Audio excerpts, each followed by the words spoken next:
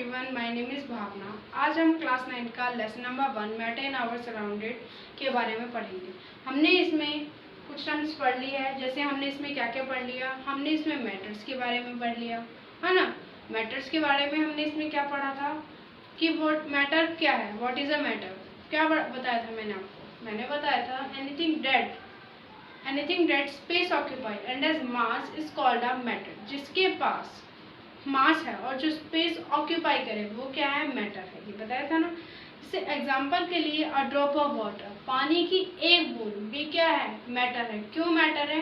क्योंकि उसके पास अपना मास है और वो स्पेस ऑक्यूपाई कर रही है। नॉर्मल सी बात है, इसलिए वो भी क्या है, मैटर है ना। अगर हम उसे किसी सरफेस पे डाल दें तो क्या होगा, वो थोड़ा सा तो स्पेस ऑक्यूपाई करेगी ना, और उसका थोड़ा सा कुछ तो मिनिमम मास होगा ना। तो इसलिए क्या है, मैटर है। मैटर्स के हमने कुछ कैरेक्टर्स पढ़े थे, जैसे कॉन्टिन्यूसली मोशन में रहते हैं, made up of tiny particle से बने होते हैं। उसके अलावा हमने मैटर की 3 स्टेट्स पढ़ी थी। 3 स्टेट्स कौन कौन सी? Solid, liquid, gas.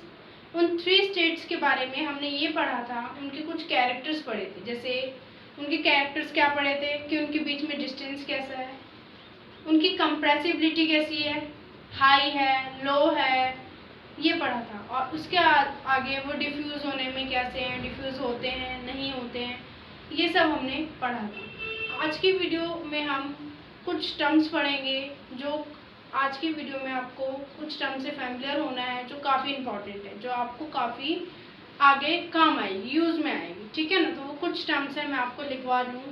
जैसे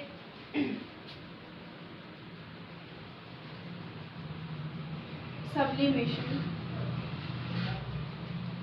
सेकेंड है हमारा इवेपोरेशन,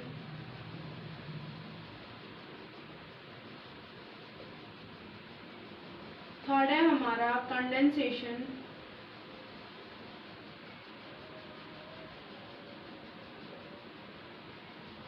फोर्थ है हमारा सॉलिडिफिकेशन,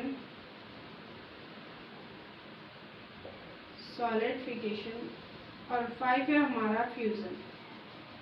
ये कुछ टर्म्स है हमारी। मैं आपको इनके बारे में बताती हूँ।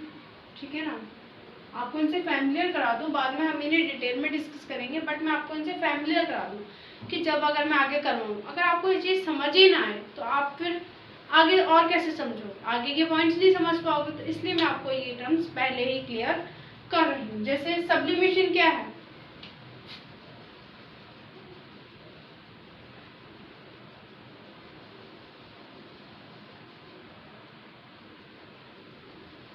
Solid change to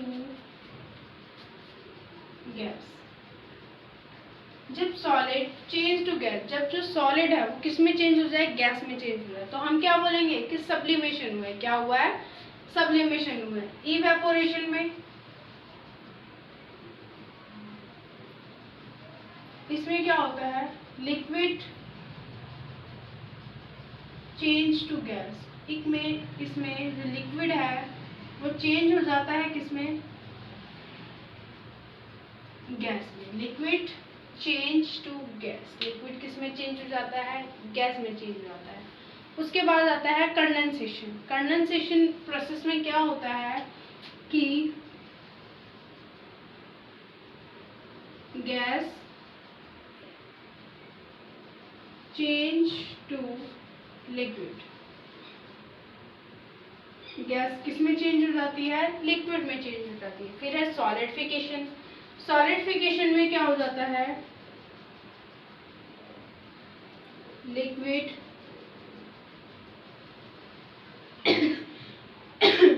liquid change to solid,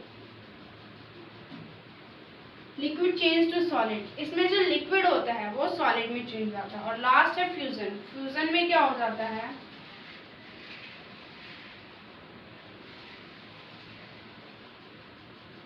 solid change to liquid. हाँ, तो मैंने आपको क्या बताया, सब्लिमेशन प्रोसेस में क्या होता है, solid change to gas. Solid किस में चेंज हो जाते हैं, गैस में। इवेपोरेशन में liquid change to gas, liquid किस में चेंज हो जाते हैं? गैस में। कंडेंसेशन में gas change to liquid, gas किस में चेंज हो जाती है? लिक्विड में चेंज हो जाती है। सॉलिडिफिकेशन में liquid change to solid, liquid किस में चेंज हो जाता है? सॉलिड में। फ्यूजन में solid change to liquid, solid किस में चेंज हो जाता है? लिक्विड में चेंज हो जाता है। तो ये कुछ टर्म्स है। अब हम इनके आगे बढ़ेंगे, ठीक है ना। जैसे अब हम पढ़ेंगे इफेक्ट ऑन टेम्परेचर, कि टेम्परेचर का क्या इफेक्ट होता है, ठीक है। तो अब हम वो पढ़ेंगे। तो देखो आप,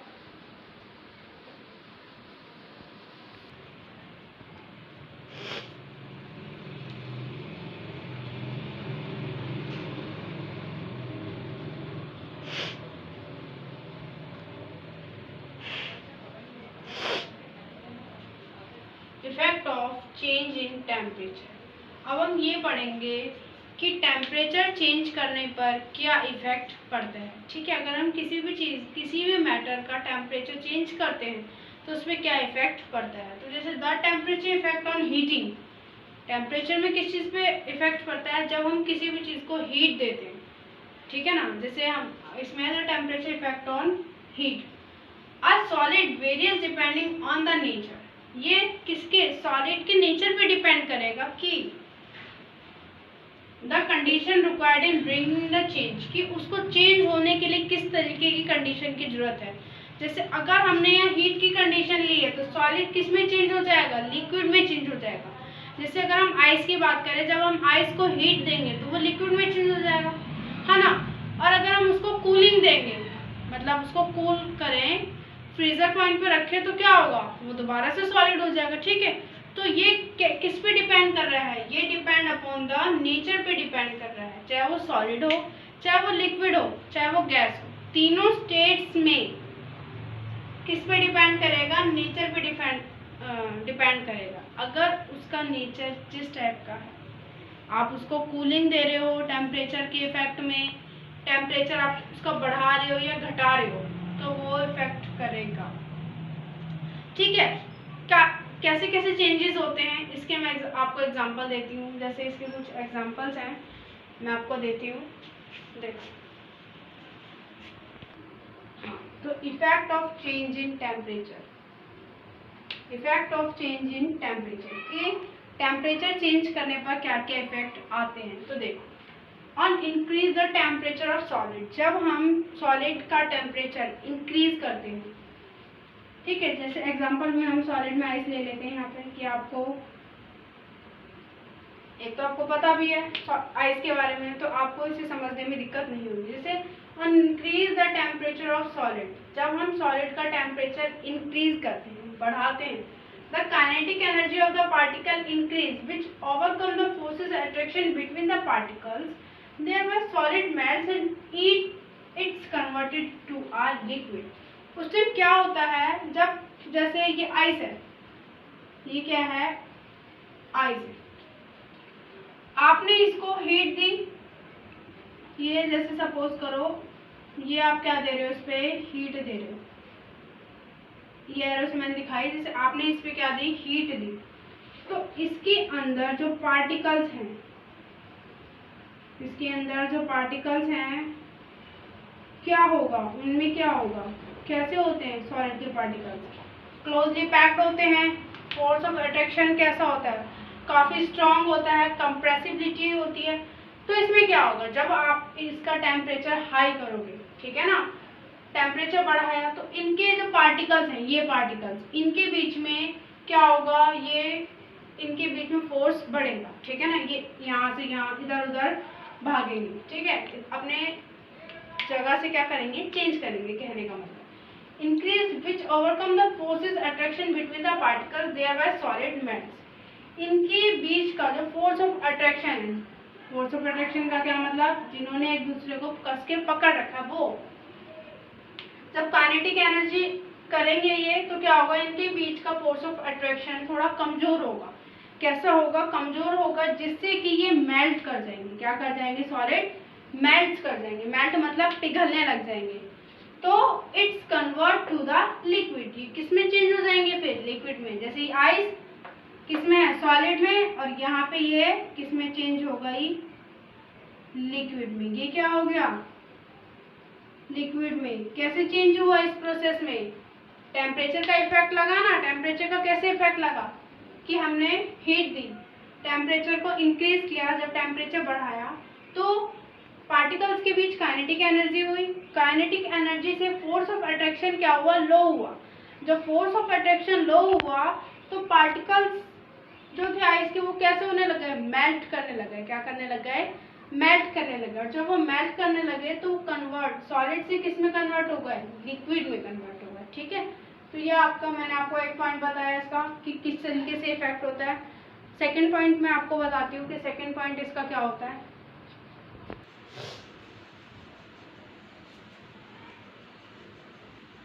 टेम्परेचर में और किस टाइप से इफेक्ट हो सकता है? The temperature at which a solid melts to become a liquid at atmospheric pressure is called a melting point. इसमें एक न्यू डेफिनेशन निकली आपके लिए, melting point. What is a melting point? Melting point क्या है? जब किसी भी टेम्परेचर पे, जब टेम्परेचर इंक्रीज हो, इंक्रीजिंग टेम्परेचर पर, जब इंक्रीजिंग टेम्परेचर पर सॉलिड किस में चेंज हो जाए? लिक्विड में चेंज हो जाए।